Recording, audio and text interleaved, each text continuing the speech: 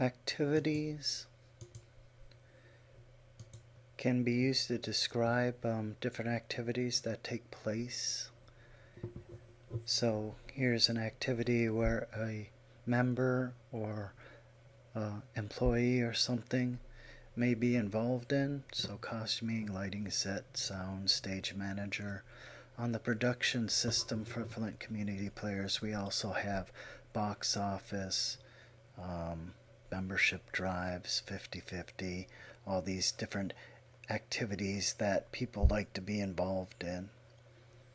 And if you want to delete that activity, you just hit this delete, check this, and submit query, and it'll delete that activity.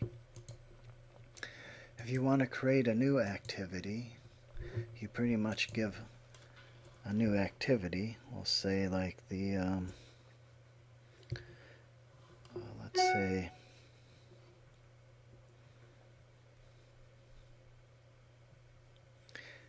if you want to provide a new activity, you pretty much go to Activities, New Activity, and then say we want to create a new Ushers as an activity.